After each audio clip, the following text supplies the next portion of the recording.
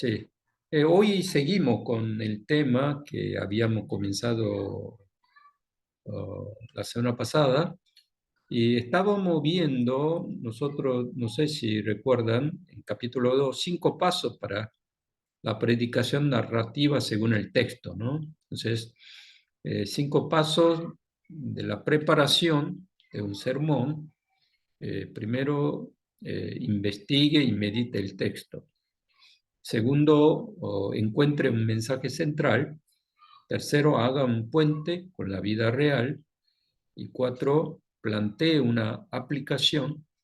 Y cinco, decida por el método y la forma de prédica. Luego, escriba el sermón. Esos son 5 pasos. Y nosotros estamos en el primer paso, ¿m? Que habíamos visto la elección del texto.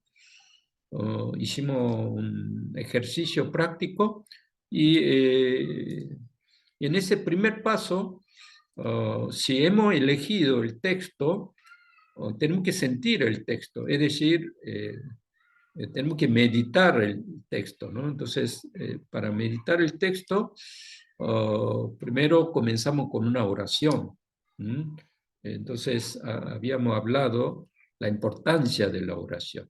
Entonces, predicador tiene que orar por su vida, eh, por sus falencias, por su debilidad. Con humildad hay que acercarse al texto, a la palabra. Después orar por los oyentes y también tenemos que orar para descubrir la voluntad de Dios en el texto, que Dios hable primero a nosotros, que el Espíritu Santo obre en nosotros para comprender el texto, que haya una iluminación de parte de Él, y cuando predique que el Espíritu Santo obre allí, porque la preparación de sermón y la predicación es un trabajo espiritual, no es un trabajo técnico o un trabajo mecánico o un trabajo eh, artístico, sino que es un trabajo espiritual. Tiene que haber una obra del Espíritu Santo.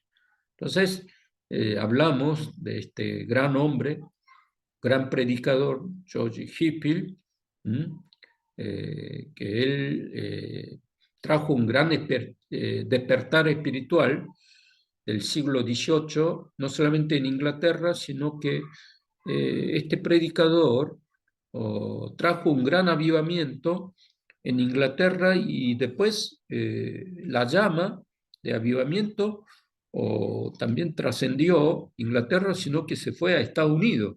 Después, en Estados Unidos, muchos jóvenes se consagraron su vida, salieron como misioneros. Entonces, eh, a partir de su prédica, miren que comenzó la edad de oro de la misión contemporánea dentro de la iglesia evangélica, ¿no? Entonces, dio una gran influencia a este hombre, que no era un hombre muy estudioso, pero sin embargo un hombre, ya cuando era estudiante en la Universidad de Oxford, oraba de madrugada y de noche, fue un hombre de oración. Y en oración leía cada versículo, meditando en ese versículo la voluntad de Dios, en esa palabra, hasta su muerte. Entonces, él escribía y después cuando iba leía simplemente, pero sin embargo, su mensaje estaba hablando Dios y que el Espíritu Santo obraba poderosamente y que muchos se arrodillaban, lloraban, se arrepentían y luego se consagraban eh, al Señor, entregaba sus vidas.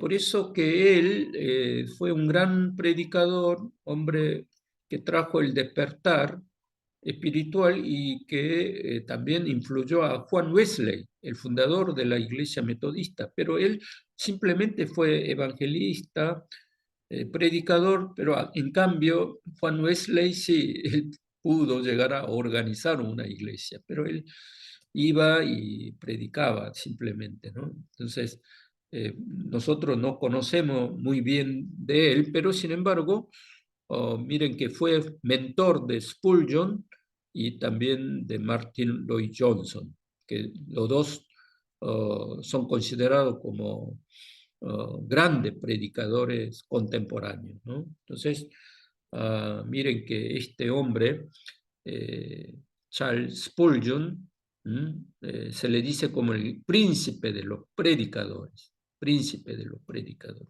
Y hay mucho para aprender de Charles Spurgeon, que es el hombre que se conoce como eh, que, que predicó a más de 20.000 personas dentro de su iglesia de tabernáculo, 20, sin micrófono, ¿no? Entonces, era muy fogoso su prédica.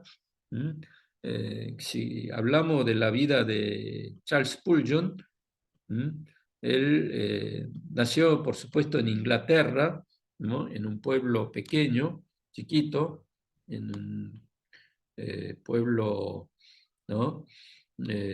Pequeño pueblo, Kevelton, ¿no? De la provincia de Essex, ni siquiera era de Londres. Por eso los creyentes de Londres un poco despectivamente se burlaba de él.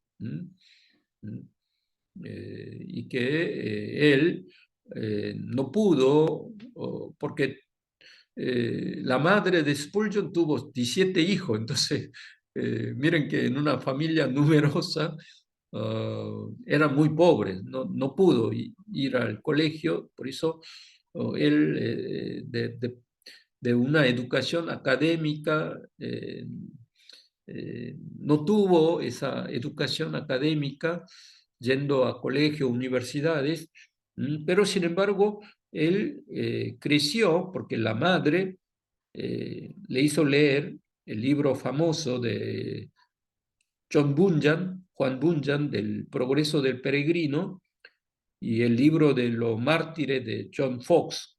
Entonces, él creció en ese ambiente, con esa influencia de los mártires, de los perseguidos, esos cristianos como héroes de la fe, ¿no? Entonces, allí él, desde su niñez, de su infancia, aprendió la fe a través de su madre, pero una fe de sacrificio, de perseguido, de mártires. Entonces tuvo una fe fuerte.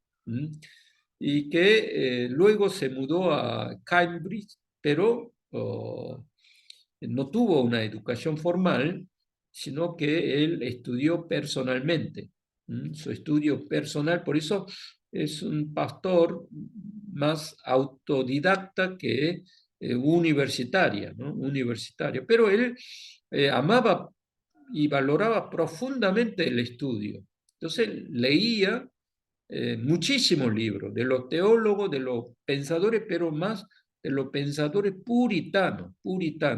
De los puritanos dice que leyó más de 1.000 libros, 1.000 libros. Así que, miren, imagínense esa lectura, esa pasión por la lectura, y del aprendizaje. Por eso dice que acá dice que en su biblioteca llegó a superar más de 12.000 volúmenes, 12.000 volúmenes, ¿no? Ustedes verán detrás de mí una biblioteca, pero no sé si habrá 1.000 libros.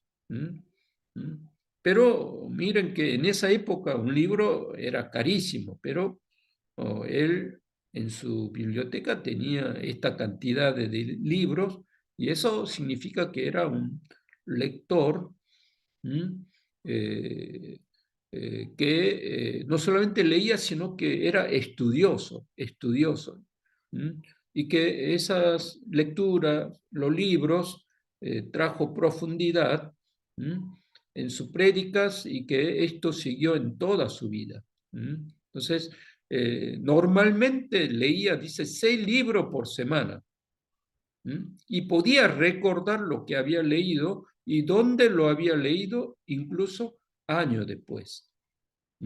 Esto, ¿qué le parece esto? ¿No? Entonces, por eso con esto nosotros nos damos cuenta que ser un gran predicador no sale así nomás, sino que detrás hay una laguna, un gran mar de conocimientos, de lecturas, y que dice que, como dice el libro de Mujini, si no almacenamos una gran laguna en nuestro, digamos, campo de conocimiento, nunca sale algo novedoso.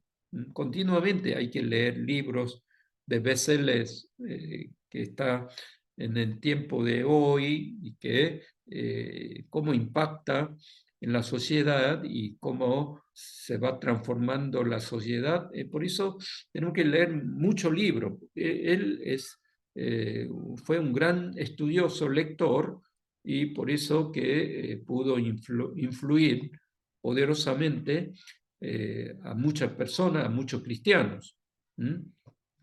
Después, a los 15 años, Spurgeon se convirtió en la iglesia bautista, y después comenzó a estudiar la Biblia y que predicaba en las zonas rurales. Miren que en la iglesia bautista, la iglesia elige al pastor. Entonces, la iglesia lo eligió como pastor en este pueblo pequeño, como un pastor rural, en una aldea, pero que llegó a tener grandes transformaciones a los que escuchaban sus prédicas, ¿no? Entonces esto comenzó a tener una cierta fama que comenzó a crecer en ese pequeño pueblo, siendo joven, pero su prédica era madura y profunda. Esto comenzó a ser muy llamativo y en la iglesia toda la congregación le gustaba escuchar a él, y que tenía también capacidad oratoria. Entonces, con esa notoriedad, fue invitado a Londres a los 19 años a una iglesia más grande que era capilla de New Park Street. Entonces, miren que esa iglesia fue una iglesia grande, pero cuando Charles Spurgeon fue a esa iglesia había solamente 232 miembros. Miren que entonces esa iglesia que estaba muriéndose, cada vez se achicaba más, al escuchar la prédica de Charles, todos votaron para que vaya él como pastor de esa iglesia. Al principio, el contrato fue por 6 meses, y que él llegó ahí y comenzó a predicar y que la iglesia se llenó después de 3 meses.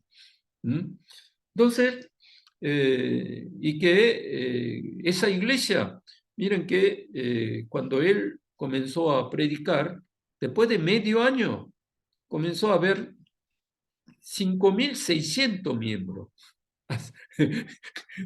Comenzaron a congregar 5.600 hermanos para escuchar su mensaje, ¿no? Entonces, miren que se convirtió en la iglesia grande en Londres, y después él llegó a seguir predicando en la iglesia de Tabernáculo de Londres, que concurría más de 20.000 personas. Y más de 20.000 personas todos los domingos escuchaban a él, y después su prédica también no solamente era publicado en London Times, en el diario de London, en Inglaterra, sino también en New York Times también. New York Times aparecía su prédica. Eh, por eso que se convirtió en el pastor predicador más famoso en Inglaterra y en Estados Unidos. A ver qué le parece de esto, Pastor Eduardo. Sí, yo creo que fueron momentos, ¿no? De tratar de Dios en la vida, ¿no? De estos hombres que han compartido el mensaje y bueno, despertar en ellos y el despertar en la gente también. No recuerdo cuál fue el último gran avivamiento hace años, ¿no? Pero se habla, ¿no? De que tiene que haber, ¿no? O sea, vieron, en la historia hubieron pequeños avivamientos, ¿no? No fueron grandes, fueron pequeños porque fueron en ciudades, ¿no? Pero la verdad es que sí, ha sido un hombre con con mucha gracia de Dios. Yo recuerdo haber leído parte del libro de Discursos de los Estudiantes de él, cuando no enseñaba en el seminario y ahora recuerdo, ¿no? En dónde, o si lo presté o no el libro. Pero sí, fueron para mí, ¿no? Fueron momentos en donde Dios, ¿no? Eh, se movió, en donde Dios permitió un despertar, ¿no? Tanto en los hombres, ¿no? Como también en las ciudades, para que ellos se acerquen a escuchar la palabra de Dios. Eh, Creo que se necesita, ¿no? Más que nada en este tiempo es necesita ese despertar, ¿no? Tanto en los siervos como, ¿no? En ciudades, ¿sí? Para que sea, ¿no? Algo masivo, porque eran, ¿no? Predicaciones masivas era la que hacía eh, Bullo, ¿no? Y tantos otros. Sí, pero él fue invitado a muchos lugares a predicar, pero Sí, solamente en su iglesia el día domingo mucha gente venían a escuchar su prédica, pero eran más de 20.000 personas.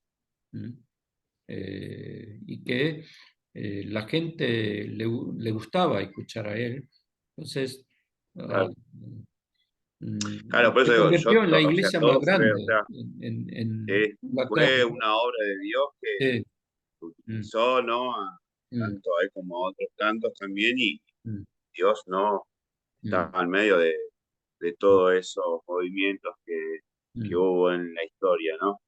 mm, Por eso, ¿no? Uno anhela también, ¿no? Que sea, ¿no? Un tiempo el que estamos viviendo también como uno de esos, ¿no?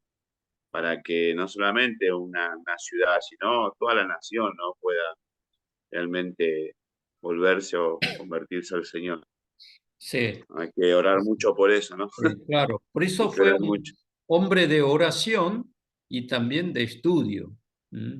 Claro, Sí, él nunca tuvo un título universitario, pero sin embargo él fue eh, que leía más que otros pastores. Miren que leía seis libros cada semana. Entonces, y además también leía mucho la Biblia. Y además su prédica fue muy fogosa, ¿no? Entonces, su prédica, eh, su estilo de prédica que a veces criticaban por su estilo dramático, al contar historias de niños moribundos o pequeños arrepentidos, y después que caminaba en la plataforma, que usaba el drama para ilustrar sus sermones. Esto hacía, ya le dije, una prédica narrativa, ¿no? Pero, sin embargo, cuando predicaba, él siempre predicaba la verdad bíblica. Su mensaje era claro y directo, ¿m? Y por eso que ¿m? Eh, era un predicador conservador, pero sin embargo un estilo actualizado, un estilo actualizado. Por ejemplo, por eso hablamos de esa necesidad de crear un puente con el mundo actual, ¿no? Por eso él tenía una gran habilidad para hacer sentir el pulso de su tiempo. Y después, cómo llegar a la gente común en un lenguaje que podía entender con toda claridad. Entonces, eso oh, hizo que pudiera llegar a muchas personas. Por supuesto que su maestro era George Whitefield, que vimos, ¿no? Él fue el que, eh, el que influyó a Spurgeon.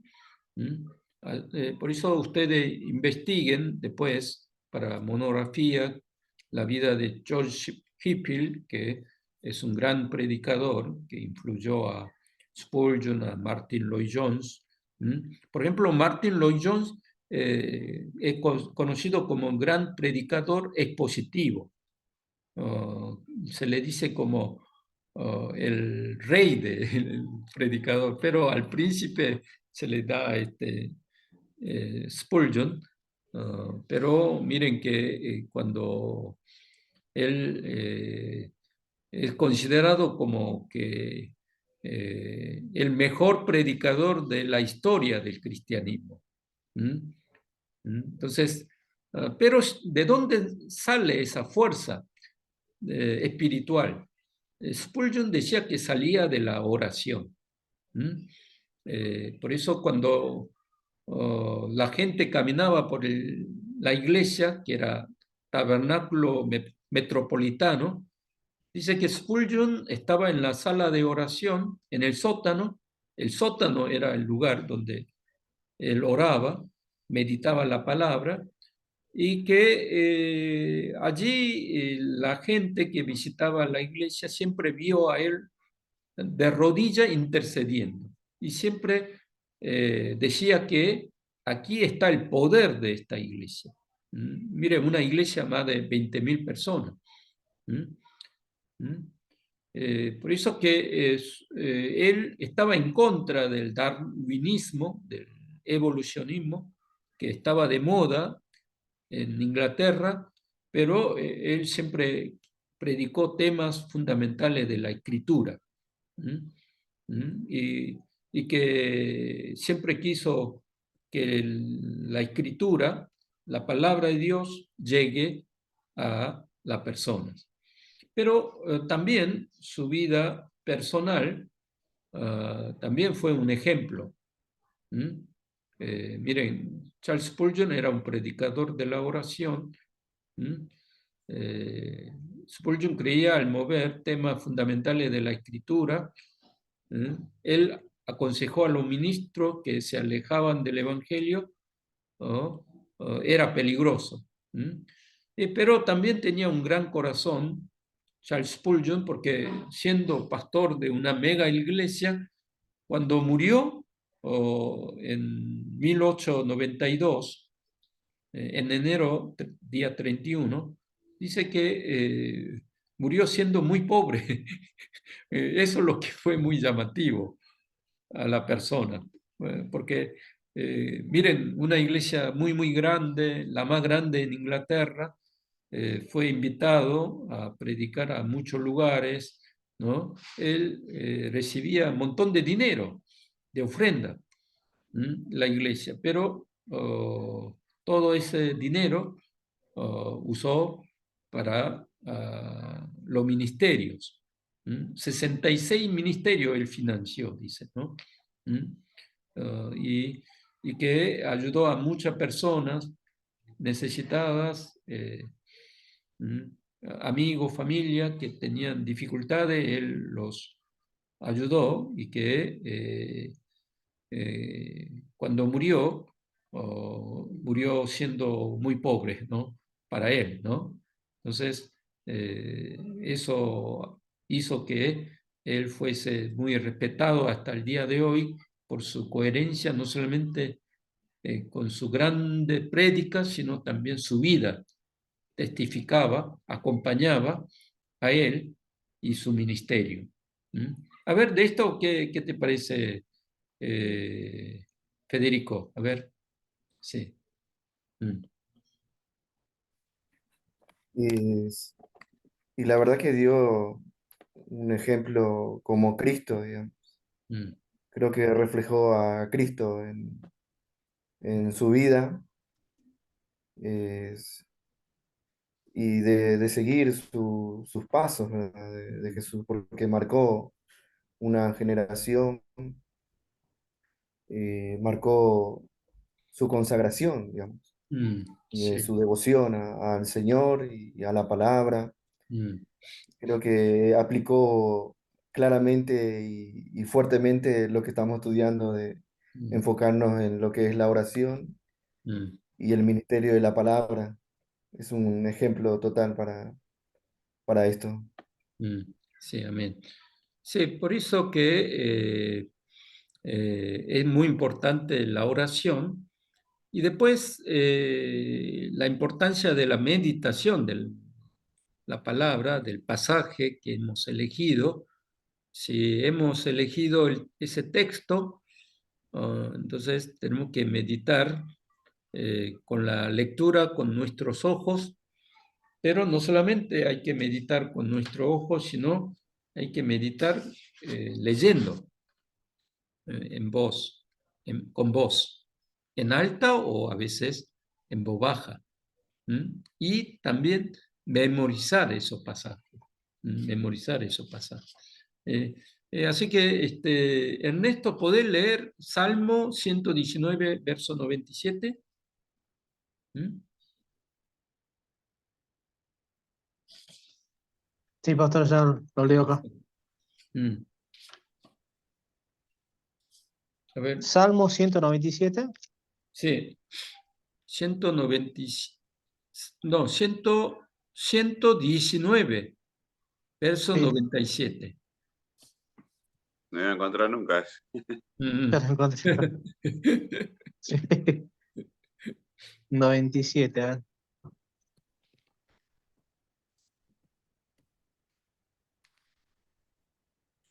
Acá dice, oh, oh cuánto amo yo tu ley, todo el día es ella mi meditación. Sí, allí, ¿qué está diciendo el salmista? ¿Mm? Justamente está hablando de esto de meditar en su ley todo Mm, el día, ¿no? mm. Eso me hace acordar mucho Pero a poder... ¿cómo meditaba? ¿Cómo meditaba? A mí me hace remontar a lo que leímos el año pasado con respecto a la meditación, las Mm, disciplinas de la meditación, ¿no? mm, En este caso, reflejado sobre la palabra de Dios, sobre la escritura. También me mm, viene a la mente sobre el que fue maestro de Spurgeon, que él dice que mientras oraba, meditaba en la palabra, ¿no? Es decir, mientras oraba podía eh, discernir o Dios le daba ese discernimiento para ir viendo qué enseñanza o qué pasaje sacar de eso, ¿no? Seguramente meditaba en el silencio o como mm, decían en voz alta, pero buscaba encontrar esa voz de Dios que vaya a ir mm, dejando esa enseñanza de cada versículo, ¿no? mm, Para mí desde ese punto. mm. A ver, otra Sí, versión. A ver, no, perdón. porque allí, a ver, Estela, a ver, lea. No, yo iba a decir que acá la palabra tiene signos de Mm, admiración y mm, dice, oh, cuánto amo. Él mm, está hablando de un deleite, de mm, algo que le produce placer, alegría, a donde él verdaderamente va hacia una entrega. De mm, eso está hablando, por eso dice, oh, dice, cuánto amo yo tu ley.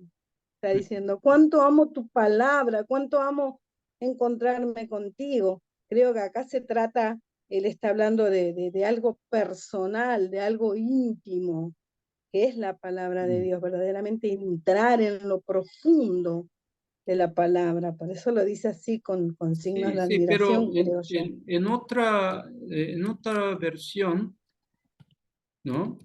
Eh, a ver, no hay otra versión. Pastor, Sí, a yo ver, tengo otra. sí. Cuánto amo tu enseñanza, todo el día medito en ella. Mm. Ah, Dios habla hoy. ese Dios habla hoy. Sí. Mm, pero no hay Cuánto otra amo tu versión. enseñanza. Sí, enseñanza, por ejemplo, dice enseñanza, pero, a ver, vamos a ver otra versión. En Mm, la versión del oso pastor mm, dice, ¿cuánto he amado tu ley? Todo el día ella es mi meditación. claro, no, pero yo lo que quería encontrar, porque en mi versión, en coreano, dice, cuánto amo tu enseñanza, tu ley, tu palabra, ¿no? La estudio, ¿no? Todo el tiempo, dice, la estudio todo el tiempo, meditando, meditando como un pájaro que en voz baja recita. Así aparece el texto. ¿No? Por eso, ¿cómo meditaba? Como pájaro en voz baja. ¿Mm? A eso quería llamar yo. ¿No? Es decir, es importante leer nosotros con leer con ojos eh, la lectura, pero también es importante leer en voz baja o en voz alta varias veces. ¿Mm? ¿Está bien? Porque cuando lee con voz, descubre alguna parte que no vio mientras leía solamente con los ojos, ¿no? No tuvieron esa experiencia. Por eso este Salmo 119:97 dice en otra versión que como pájaro, meditaba como pájaro, pero recitando en voz baja. Eso es lo que está diciendo, ¿no? Pero yo en español estuvimos buscando, pero que no apareció esa parte. ¿Mm? Miren que cuando yo fui a Israel, de viaje misionero, no viaje misionero, sino viaje estudiantil, después cuando terminé la maestría, nosotros cuando ustedes terminen, juntos tenemos que programar un viaje a Israel. ¿Mm? A ver si podemos ir. Amén. Sí. Y allí fui vieron allí hay una muralla, muro de lamento, no sé si escucharon de ese muro de lamento, esa pared externa del templo de Jerusalén que se quedó. Entonces todos los judíos van ahí en ese muro de lamento y oran, pero que ellos allí no es que simplemente oran, sino que todo lo que el pasaje bíblico que memorizaron ahí repiten continuamente. Allí,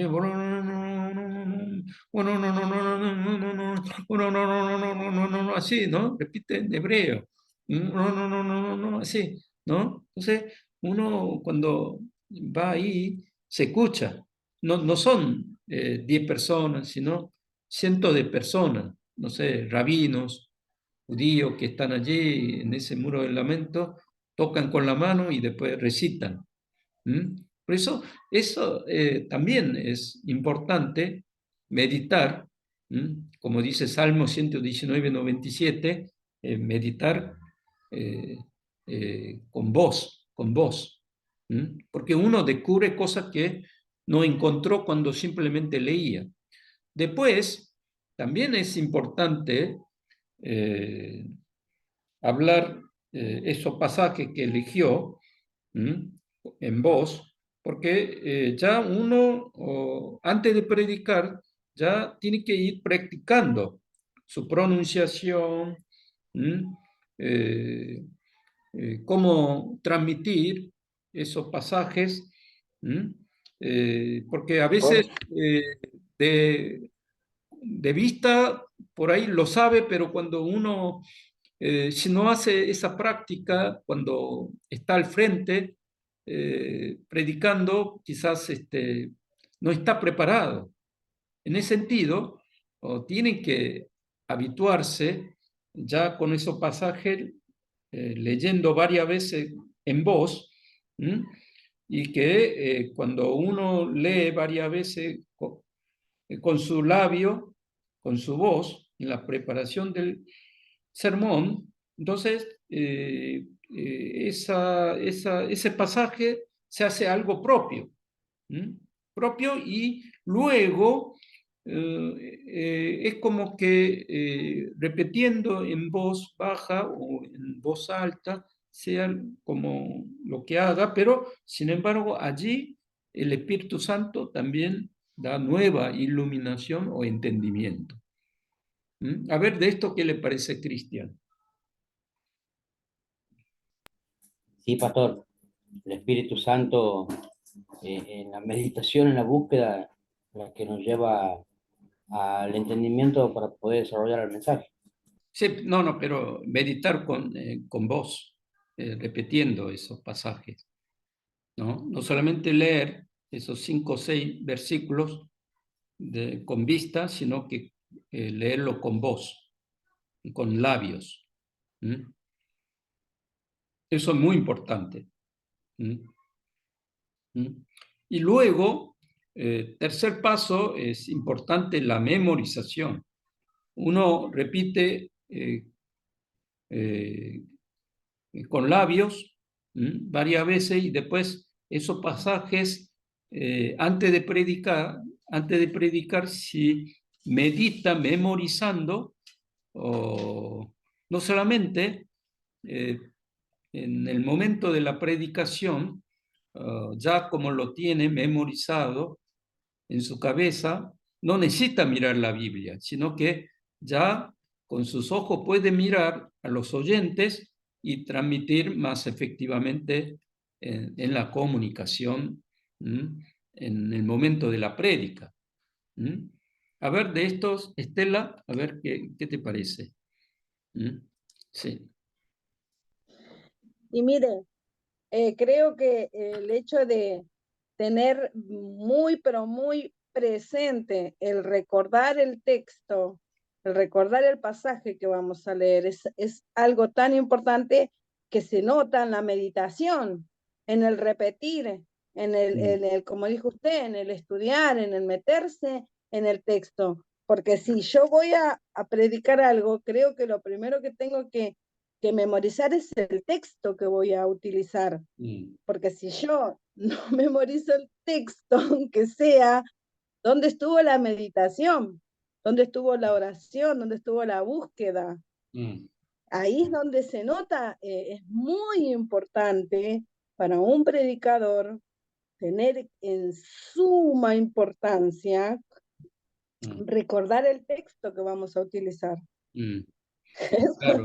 Eso es porque al repetirlo, yo por ejemplo me grabo y me miro y me escucho, porque antes era muy tímida, tenía muchos complejos, mucha vergüenza. Entonces me empecé a grabar, entonces veía los gestos o que por ahí ponía mucha énfasis o abría mucho los ojos y todas esas cosas. Entonces eso me ayudó a mí a ir metiéndome más en la predicación y utilizando más eficientemente el texto, porque también las expresiones, por eso como decía usted, memorizar es importantísimo, mirar, fijar, que ellos vean que nosotros tuvimos una preparación antes, que no estamos hablando cualquier cosa, que es muy importante el pueblo de Dios y extremadamente importante la palabra de Dios. Así que para mí, claro, por eso estamos viendo esta parte de meditación. Medite de diferentes formas. Sí, al principio meditamos con nuestro ojo, leemos con nuestro ojo el texto, pero miren que cuando hablo con mis labios, se vuelve un poco más profundo, ¿no? Después, esa palabra, al repetir con mis labios, se hace algo más habitual a mi persona y después se naturaliza. Las oraciones, al principio parece algo incómodo, pero se hace más cómodo. Si uno repite, Profe, lee una y dos veces, y después cuando memoriza, puede proclamar en el momento de la predicación con más fuerza, con más convicción, porque mira al público, a los oyentes, ¿no? Entonces, no profe, yo le está quería atado a la comentar Biblia. algo. ¿Sí? ¿Cómo? Marilyn le habla, Sí, a Marilyn le ver, habla. sí, sí. Bueno, Sí, yo le quería dígame. comentar que hace Sí. poquito me Mm, pasó en una campaña mm, evangelística, mm, que tenía que predicar y no tenía dónde apoyar la Biblia, mm, tenía que tener el micrófono en la mano, mm, así que, o sea, vino al pelo que yo ya lo tenía memorizado el texto, mm, mm. porque si uno no tiene dónde apoyar la Biblia y Claro. no tenés nada, o sea, Mm, ¿cómo lo vas a leer? No hay manera. En ese mm, lugar me tocó en una mm, campaña mm, en un escenario. mm, Y bueno, gracias a Dios estaba preparada yo, no mm. necesitaba estar mirando la Biblia. Y Claro, ahí en ese momento me sentí preparada, porque si no, ¿cómo iba a ser? No claro. podía. Sí, sí. Nosotros cuando predicamos, sea los niños, jóvenes, adolescentes, mayores, si tenemos todo dentro de nosotros, esas palabras, bueno, podemos predicar con mayor convicción, con más fuerzas. ¿Mm? Pero yo preparé todo, hice la meditación, eh, oré, pero nunca pronuncié esos pasajes con mis labios. Entonces, cuando de repente allí, cuando quiero hablar, se hace muy incómodo. Después puedo pronunciar mal, puedo, en el lugar donde tengo que descansar, vieron que cuando se termina la oración, no termino, se vuelve algo un poco más incómodo. Pero al repetir varias veces, no solamente se hace algo natural, las oraciones, sino que también descubro nuevas verdades y cuando memorizo más, descubro más la palabra. Entonces, luego sale un poder espiritual cuando uno proclama, porque la predicación es proclamación. En ese sentido, la meditación de diferentes formas es leer con nuestros ojos, segundo, con leer, meditar con nuestros labios, en voz, con voz. Tercero, meditar memorizando los versículos, no memorizando los versículos. Eso es muy importante en la meditación.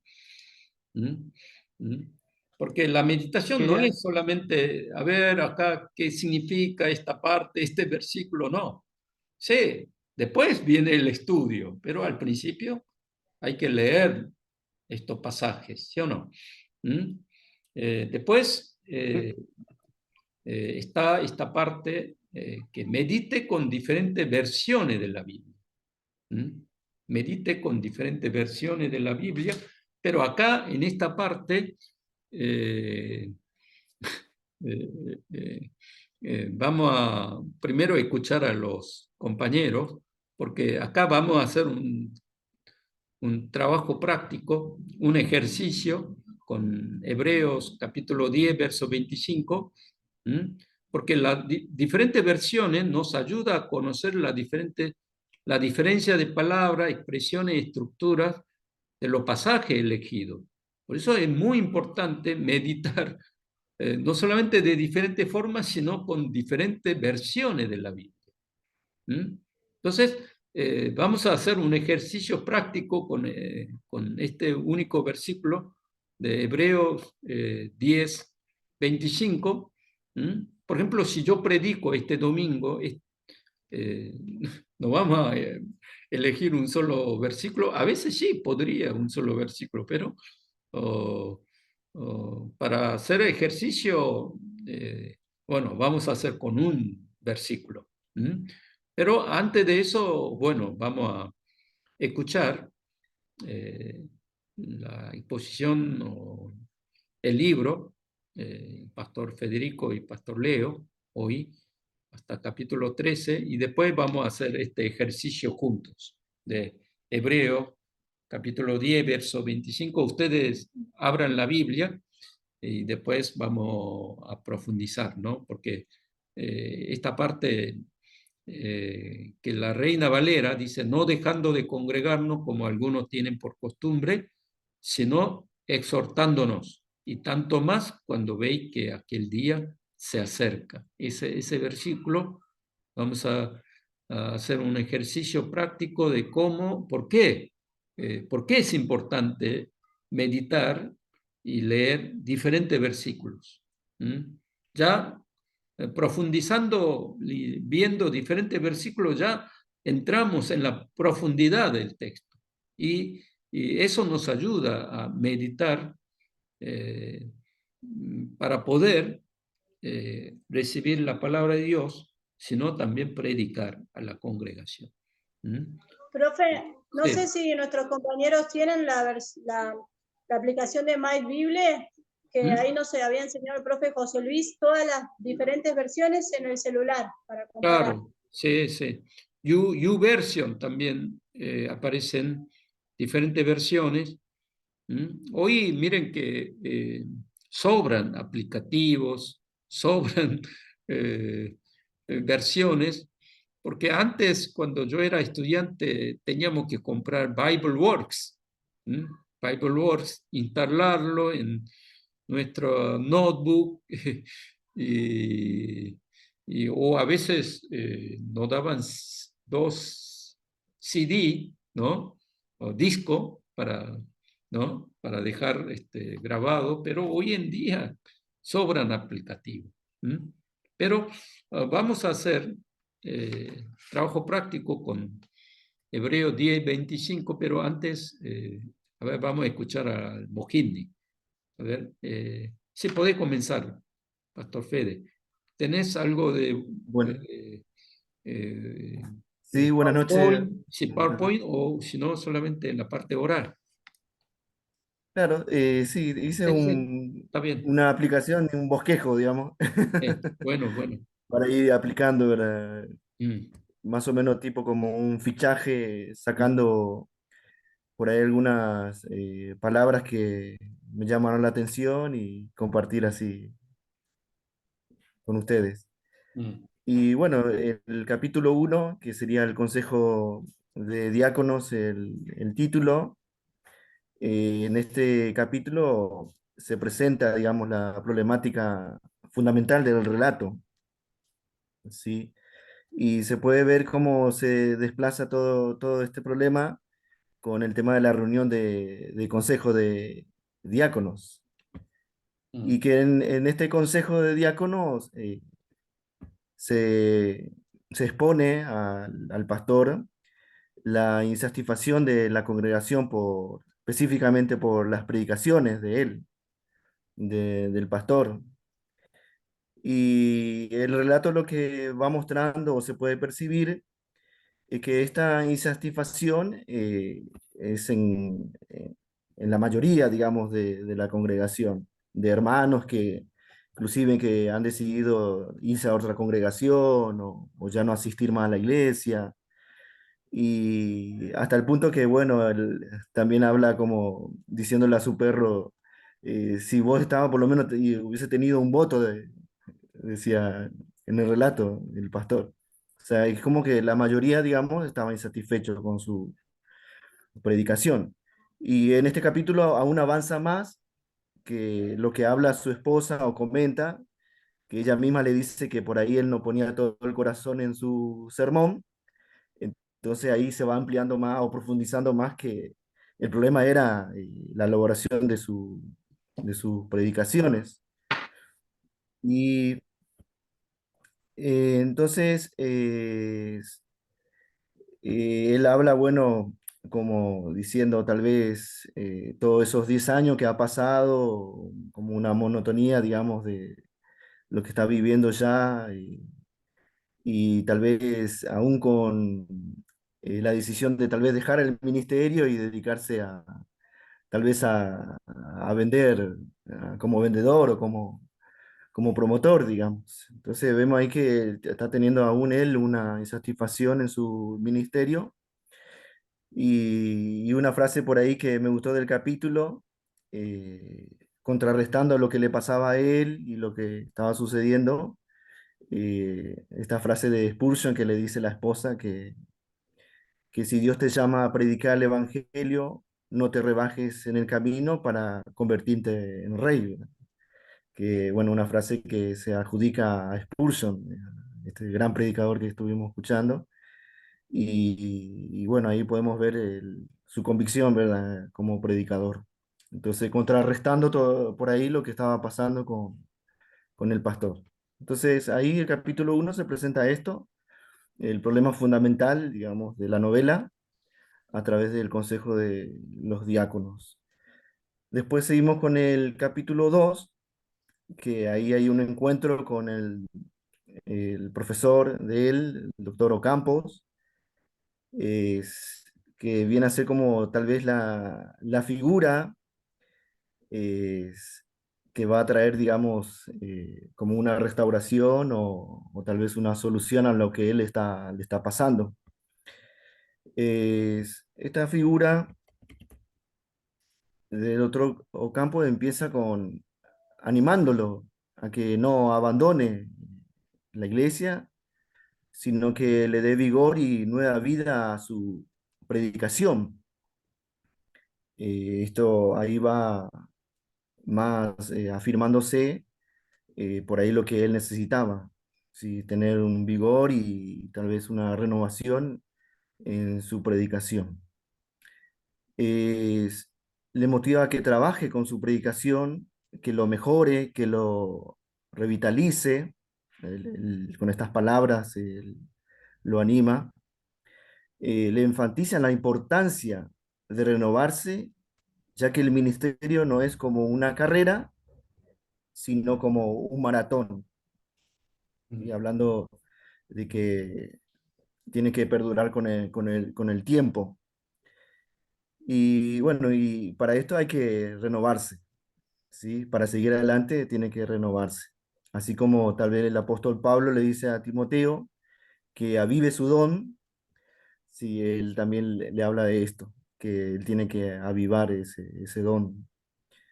Le afirma que puede él reavivar la predicación y darle vida al púlpito. Entonces esto vemos en el capítulo 2, todo este trato con el pastor, el trato de Dios a través de el profesor que tuvo en el seminario, el doctor Ocampos. Bien, después viene el capítulo 3, que ya le va enfatizando algunos puntos importantes para la renovación, para la frescura de su predicación. Y uno de estos es la prioridad del predicador.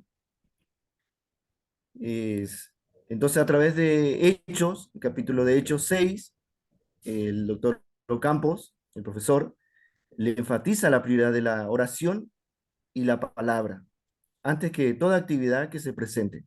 Le da el ejemplo a través de cómo los discípulos eligieron a los diáconos para que se encargue de los servicios y otras tareas, para que ellos se dediquen a la palabra y a la oración. Entonces le da este ejemplo como algo muy fundamental para que él pueda restaurar y renovar y vitalizar su predicación. Es el dar la prioridad como predicador, ¿sí? O tener como esa convicción, así como Spurgeon, de la importancia de la predicación, ¿sí? Con este pasaje bíblico de Hechos 6, así que conocemos y la verdad que es de suma importancia hoy nuevamente nosotros también vitalizar nuestro ministerio con estos versículos, ¿sí? Que la importancia de dedicarnos a la palabra, o sea, a la oración y a la palabra, ¿sí? Y él también habla que esta prioridad o esta importancia de la oración y la palabra es una lucha constante. Es más, él lo eleva a una lucha satánica. O sea que, digamos, el diablo, el enemigo, va, va a hacer todo lo posible para distraernos, de tenernos ocupados en otras cosas, para no dedicarnos a lo que importa, que es la palabra, es la oración, como le estaba diciendo el profesor. Esto vemos nosotros en el capítulo 3, ¿sí? Y también él le dice que esta tarea de la predicación es una tarea dura, es una tarea agobiante, no es una tarea física, sino es una angustia mental y espiritual por esta lucha. ¿Sí? Es como que le da un panorama de esta lucha por tal vez tener este tiempo de oración y del ministerio de la palabra de Dios. ¿Sí? Así que el primer paso que él enfatiza, el profesor Ocampos, es consagrarse con un compromiso total a la predicación, que eso se convierta en su prioridad. Es como una reconsagración nuevamente al ministerio de la palabra, sobre todo. Entonces, ese es el primer paso, reconsagrarse al compromiso total de la predicación. Entonces, predicar no es solo la más alta vocación, sino es el todo, o sea, el llamamiento del ministerio. Entonces, eso es el capítulo 3. Después, el capítulo 4 le da otras pautas, otros ítems para la renovación o para la frescura de la predicación, que es la importancia de comenzar temprano. Entregar el mensaje de manera que llegue a la mente de la congregación, decía ahí, no es de una manera cruda, que no se pueda digerir. Esto lleva su esfuerzo y preparación, ¿sí? Lo que hablábamos, el tema de presentar la carne, tal vez una carne rica, una carne buena, pero cruda, sin prepararlo. Entonces, eso es muy difícil que alguien lo pueda digerir. Entonces, esta tarea de presentarlo bien preparado, con un buen sabor, lleva su tiempo. No es algo que pueda suceder de un día a otro. Entonces, como lleva su tiempo, él le hablaba que es importante comenzar temprano. Eh, Él hablaba de un círculo vicioso que tienen los predicadores, de hacer a última hora la elaboración del sermón. Entonces, esto no es de ayuda, digamos, a que sea una preparación completa. También dice, si se comienza ya desde el lunes, y entonces esto hace que en el transcurso de los días la tensión disminuya, ¿sí? Él hablaba, ponía tal vez una figura de cómo la tensión, a medida que va pasando la semana, esa tensión se va haciendo más, se va ampliando más, ¿sí?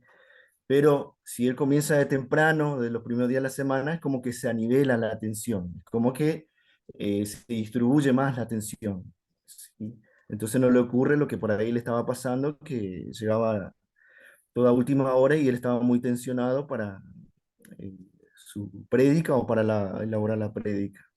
Entonces él le habla de esto. Si se comienza temprano, en los primeros días, va a ayudar a que la tensión se disminuya y que él por ahí tenga por ahí más, como más deleite, digamos, o tal vez más tiempo también para ampliar más su predicación y elaborarlo mejor.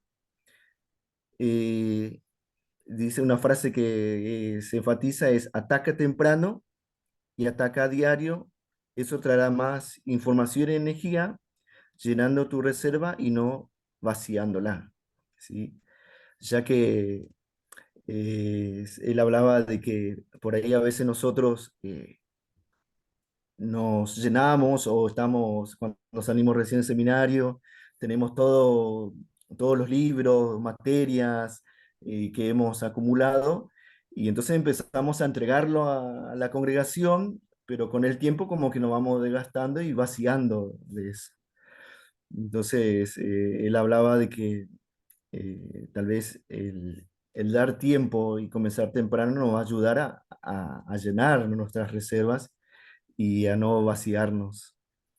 Después el capítulo 5, que lo titula Redime el tiempo, de redimir el tiempo, dice, recoge datos e información de áreas en las que necesito que otros hagan la tarea, para así liberar tiempo para cumplir con el llamamiento de la oración y la administración de la palabra. ¿Sí? Él le da unas pautas tal vez de hacer como una planilla en donde esté su tiempo, las actividades que tiene que hacer y después qué cosas él tiene que hacer y qué cosas puede hacer otra persona. ¿Sí? Sería 4 columnas que, que le da como esta idea para que él pueda así recoger datos y áreas que tal vez él tenga que hacer, pero que tal vez otro tenga que hacer. Eso es lo más fundamental. ¿Qué tareas o actividades se puede delegar a otra persona para él liberar tiempo para poder cumplir el llamamiento de la oración y la administración de la palabra? La dedicación de los primeros años de ministerio que se daba a la preparación del sermón con el tiempo debe ser más todavía. Él le da este ejemplo, era que cuando uno por ahí recién comienza el ministerio, está con todo el ánimo, está con todo ese deseo de preparar correctamente una predicación que le dedica mucho tiempo, ¿sí? Que trata de buscar las ilustraciones, que trata de profundizar en el texto, y él entonces le daba este ejemplo que cuando comenzaba su ministerio, por ahí usaba más tiempo para a elaborar la predicación, pero a medida que fue pasando los años del ministerio, cada vez menos hora tenía para dedicar a la elaboración del sermón. Entonces, esto le va dando este ejemplo que el redimir el tiempo, de tratar de buscar tal vez que otros hagan las actividades en la congregación y él ocuparse más en la elaboración del sermón. ¿Sí? Después el capítulo 6, que me agradó mucho, porque es como casi como una aplicación de todo estos capítulos que ya le viene y de toda la enseñanza que le está dando el profesor Ocampos. Y él, primeramente, ¿verdad? Se compromete, él entiende que aún lo que estaba pasando en su ministerio era porque no se dedicaba a la preparación de su sermón, que más había hecho que la iglesia se esté debilitando. Entonces él entiende esto y se compromete y decide él que va a hacerlo. Y es muy lindo cómo tal vez muestra la novela la cruda realidad, que él quiere redimir el tiempo, quiere aplicar todo lo que está aprendiendo, pero se le complica. Ya tan solo el primer día va temprano, pero ya se le presenta tal vez una cita de una persona que le va a sacar mucho tiempo. Después también que su secretaria justo ese día falta, no puede, tenía que hacer otras cosas. Y de ese deseo que él tenía, como que ve que se va complicando hacerlo, ¿sí? Y después que se va repitiendo así los días y casi, si bien pudo tener un poco más tiempo de elaborar su sermón para el domingo, pero se le complicó y quedó ahí, digamos, quedó ahí sin seguir por ahí profundizando más o ampliando más su predicación, ¿sí? Entonces él, si bien no fue igual que las otras veces, pudo aplicar algo que, por ejemplo, dio un tiempo para elaborar mejor su sermón. Tanto que el domingo fue distinto, su esposa también vio que mejoró, pero él se sentía también insatisfecho todavía, como que faltaba todavía algo. Entonces, ahí vamos al capítulo 7, y vamos a ir terminando hasta el 7, ¿sí? A ver, que se titula Rifle y Escopeta, ¿sí? Entonces el sermón, lo que habla acá como una frase que anoté, el sermón no es como la pirotecnia, que son disparados por el ruido que hacen, sino que el sermón es como un rifle de un cazador y a cada disparo debe ver a la presa. ¿Sí? Entonces esta frase que podemos ver en la novela, entonces habla de esto, ¿verdad? Del rifle, ¿no? Entonces, la forma tal vez de ser preciso y que sea un buen disparo, el sermón debe tener un propósito claro y definido, un propósito dominante. ¿Sí? Esto le habla que es la forma tal vez de hacer un sermón que sea como un rifle, ¿verdad? Con algo puntual, un propósito claro, con algo definido. ¿Sí? Y dice, es común en un predicador que haga un propósito dominante con la asociación de palabras. Él le da este ejemplo del doctor Ocampos, el profesor Ocampos, que lo que comúnmente se ve en muchas predicaciones, eh, que hace tal vez este propósito definido o este propósito dominante a través de la asociación de palabras o palabras claves. ¿Sí?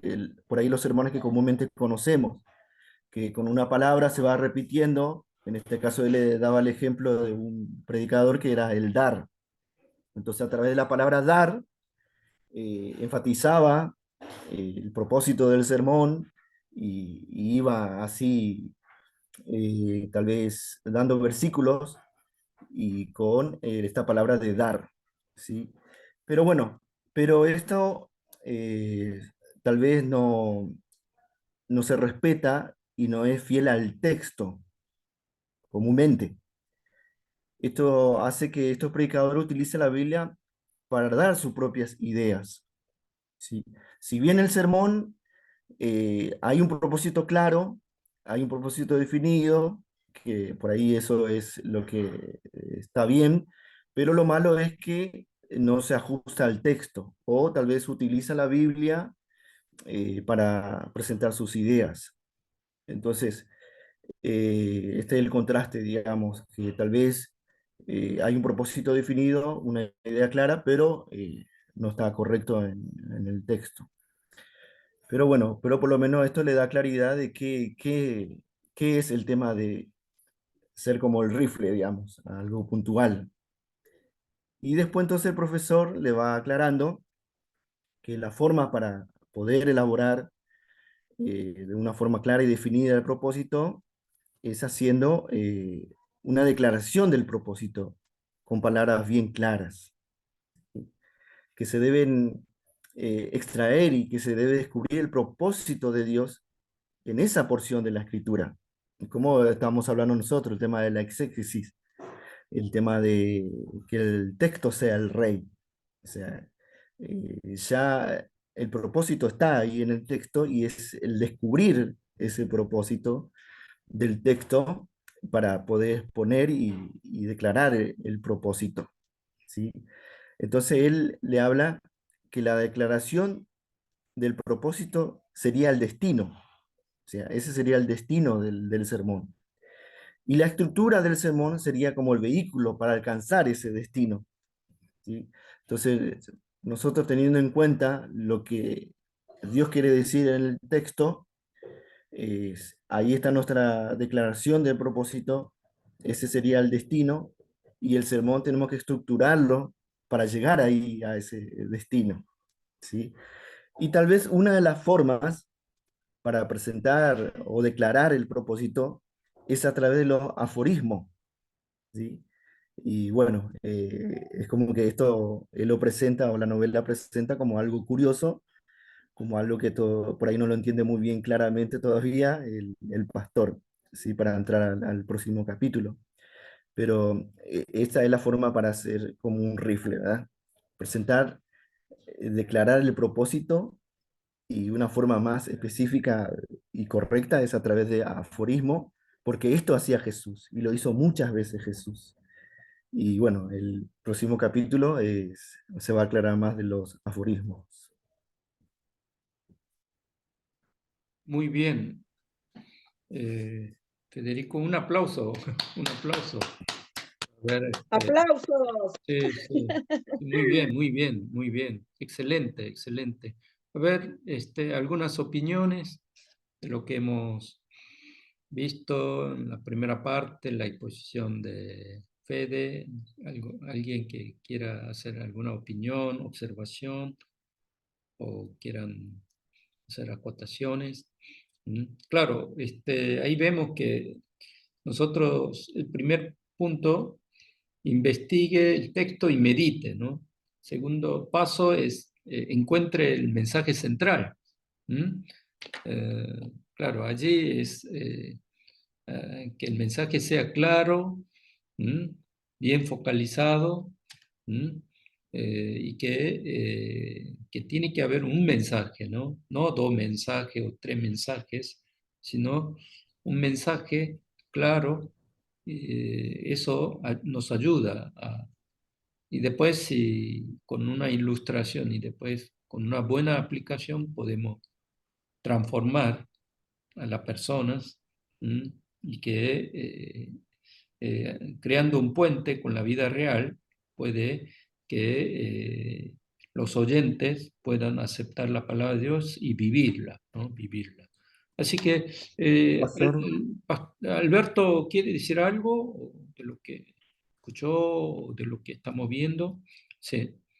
Mm, Sí, buenas noches ante todo, porque por mm, razones de trabajo siempre ingreso pudiendo hablar un poco más tarde, mm, pero bueno, venía escuchando en el viaje desde Palermo hasta acá y mm, creo que hay algunos aspectos muy importantes para destacar.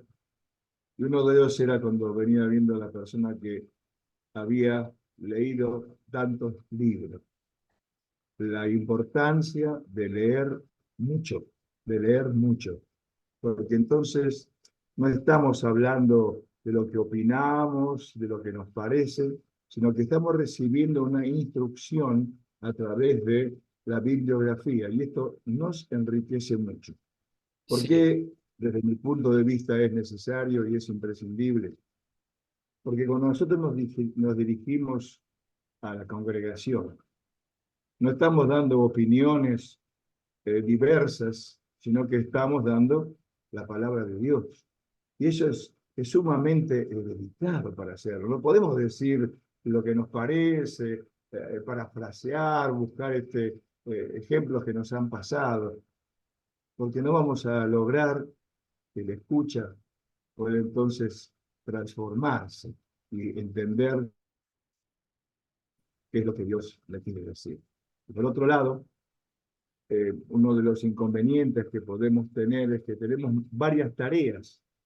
Y entonces, si queremos dedicarnos a la predicación, tal como leíamos en el libro, y tenemos que ser astutos para delegar muchas de las tareas que cualquier persona que tenga concepto para hacerla lo puede hacer, pero la predicación necesita una atención muy especial. Y decíamos recién el tema de leer y meditar en ella.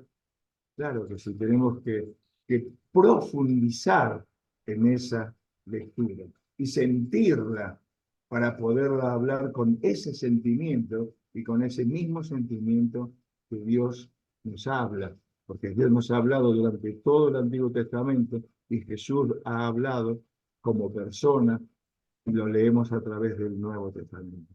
Eso es lo que creo fundamental, sí, no osigarse con 1000 tareas y andar corriendo después para dar la palabra, porque es demasiado importante dar la palabra y no la podemos dar así nomás. Y no quiero prolongar más para no tomar más tiempo, sí, pero esos son los dos sí, conceptos fundamentales. gracias. Sí. Entonces, Pastor, sí, sí. no, yo quería hablar en puntual, ¿verdad? Que, Mm, viste, en el libro vemos un enfoque de un pastor a tiempo completo. mm, Y vemos la realidad en Latinoamérica que, bueno, tal vez también otros pastores hemos expresado acá, el tema de al no ser full time, digamos, en el tema del pastoral, sino tal vez a través de nuestros trabajos sustentarnos Es como que la complicación es doble, digamos, Sí, sí. Esa es con el verdad. tema del tiempo. Sí, es verdad, pero sí, como dice el libro, sí, pero también tenemos que poder mirar positivamente porque ustedes como trabajan par a par con los oyentes que también viven en el mundo trabajando, sucede que en Estados Unidos, que estos pastores al no trabajar desconocen cómo funciona el mundo, cómo cambia el mundo, no conocen el mundo, pero ustedes por trabajar en el mundo conocen el mundo. Entonces tiene esa ventaja, ¿no? Una gran ventaja. Sí, sí, es una ventaja, pero si ustedes hacen una elaboración de un programa anual de qué van a predicar y después si tienen, si hacen prácticas expositivas, si tienen pasajes, bueno, pueden meditar desde el lunes en el lugar del trabajo. Y después, poco a poco, pueden, estando en el mundo, en tiempo de descanso, también pueden ir elaborando, porque la ventaja de los latinos, de Iglesia Latina, es que predica una sola vez, el día domingo. Miren que la iglesia coreana, que yo pastoreé full time, pero ahí tenía que predicar 13 veces por semana. 13 veces. 6 veces en culto matinal. Después el miércoles, culto de miércoles, culto de viernes. Después el sábado, reunión de jóvenes. Después domingo, 2, 3 veces. Entonces ya como que hay un montón para predicar, pero la iglesia latina, lo bueno es que predica 1 o 2 veces nada más por semana, ¿no? Entonces eso ayuda a que puedan meditar más tiempo, estando en el lugar del trabajo, viajando en el colectivo, pueden continuamente rumiar y después ir preparando despacito los pasajes y después, claro, el fin de semana, el sábado, puede elaborarlo definitivamente, ¿no? Así que no veamos como algo negativo, sino también como algo positivo, porque ustedes pueden crear puentes con la realidad, tener relevancia con el mundo real en que los oyentes están luchando también en el mundo, ¿no? Entonces, pueden tener aún más autoridad en el momento de prédica porque ustedes también están esforzando para ganar el dinero, al igual que los oyentes, los trabajadores que están luchando en el mundo para sobrevivir, para subsistir y para ganar el dinero, ¿no? Entonces, eso hace que su palabra tenga autoridad. También sus experiencias. Claro, por ejemplo, Spurgeon, que era full time, leía 6 libros cada semana. Claro, eso no lo podemos hacer, pero a pesar de eso, en estos días yo he visto que hay en internet, he visto lugares donde presentan resumen de libros, de bestseller famosos, ¿no? Que también resúmenes, presentan libros, entonces nosotros podemos obtener conocimiento actualizados a través de los resúmenes, también YouTube, aparecen también que resumen esos libros de bestseller, de mayor lectura mundial, ¿no? Eso cuando presentamos, ¿no? Esos libros, autores que dicen en ese libro tales afirmaciones, cómo cambia el mundo, cómo está yendo el mundo, eso nos ayuda. Pero de ahí presentar la palabra de Dios, creo que va a dar mucha autoridad, también profundidad, ¿no? Pero ahora, antes que termine, casi está por terminar, Entonces, comencemos con Hebreo 10:25, ahí ustedes podrán ver en PowerPoint, ¿no? En base a Reina Valera, 1960, vieron que no dejando de congregarnos, como algunos tienen por costumbre, sino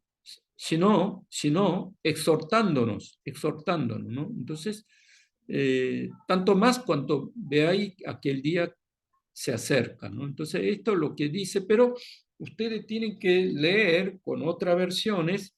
Por ejemplo, la versión NBI dice con mayor y tanto más, en vez de decir tanto más, dice con mayor razón, dice, ¿no? Con mayor razón. Cuando se acerca ese día, ¿no? No solamente exhortar, animar, sino en NBI dice con mayor razón.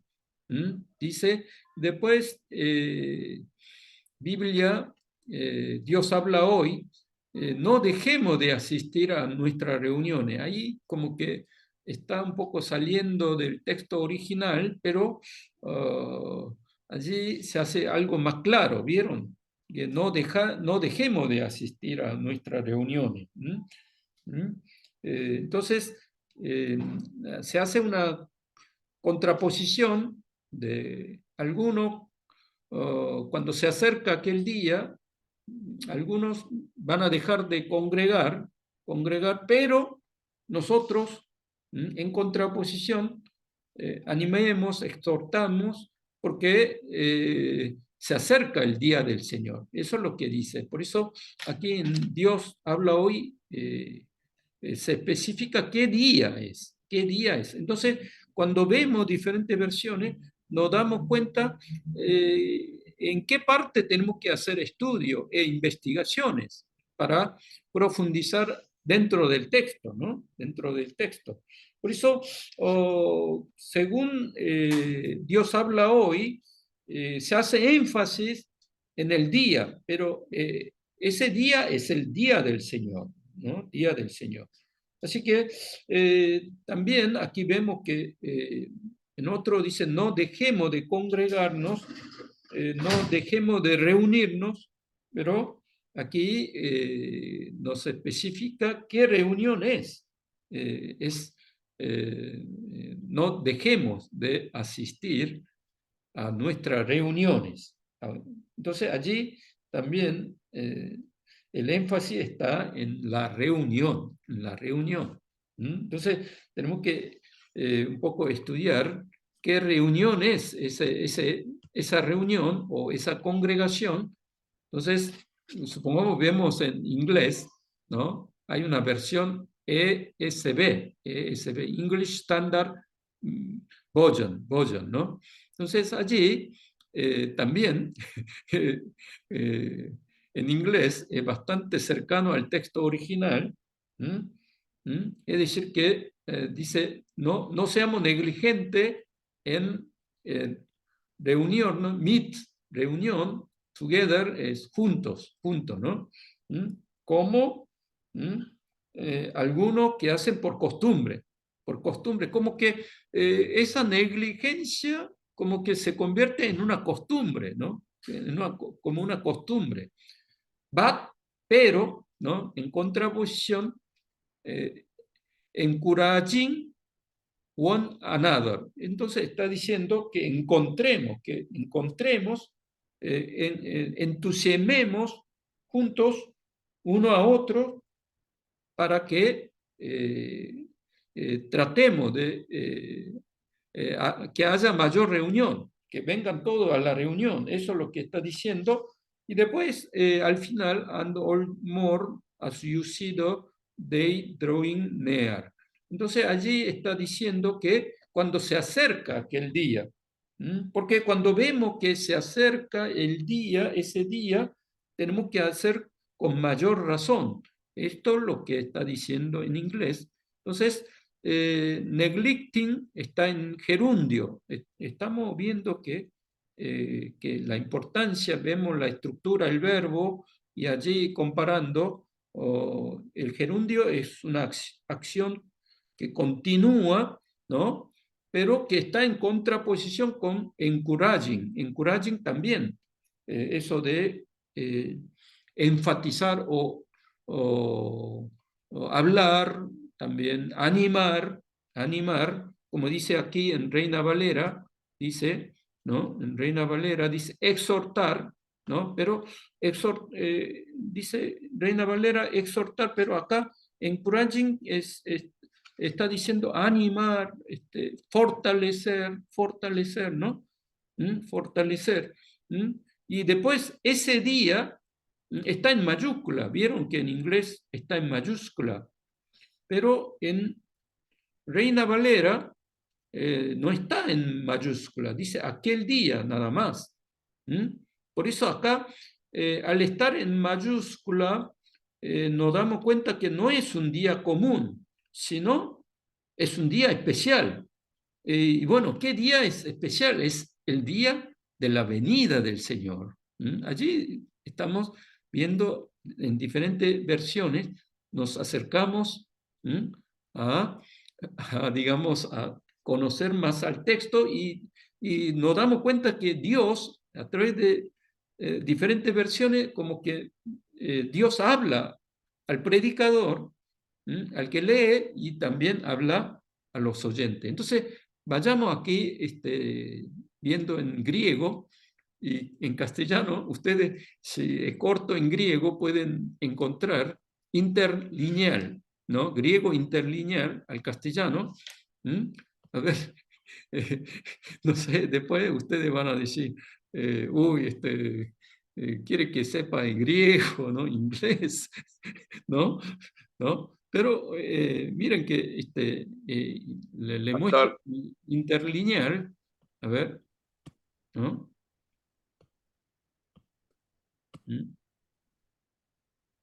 Pastor. Sí, a ver. Sí, igual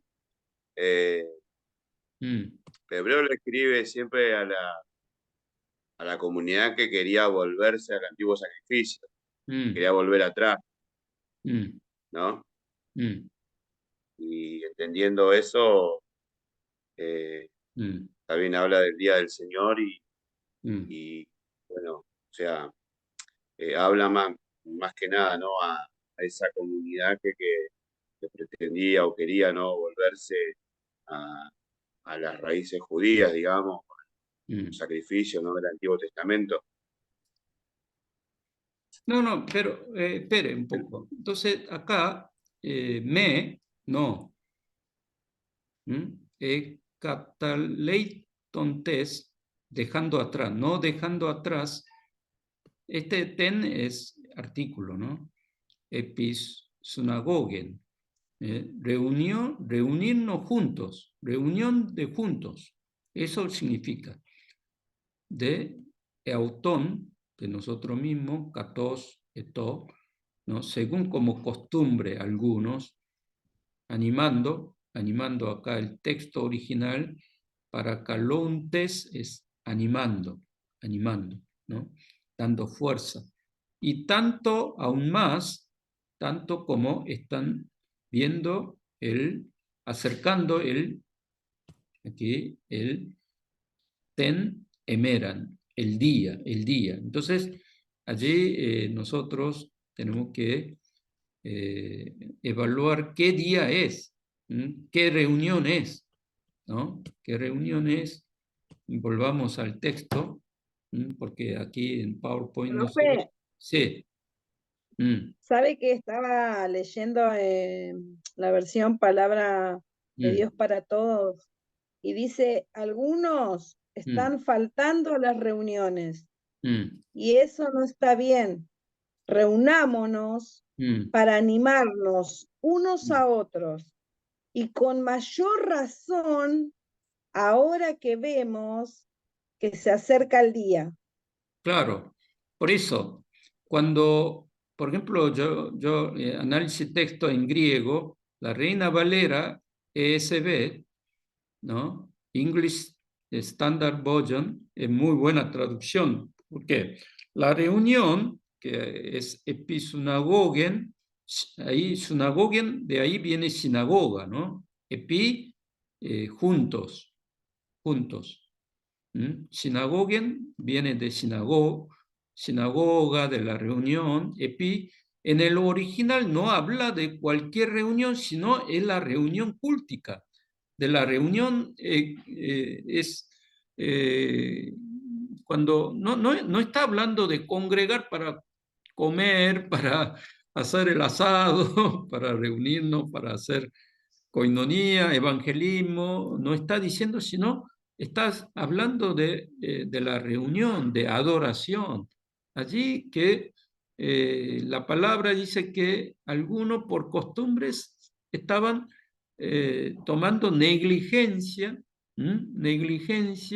que faltaban los cultos. Entonces, allí, a través del original, viendo diferentes versiones, nos damos cuenta que Pisunagogen está hablando de, porque sinagogen tiene ese sentido de la asamblea, pero para adorar a Dios. ¿Está bien?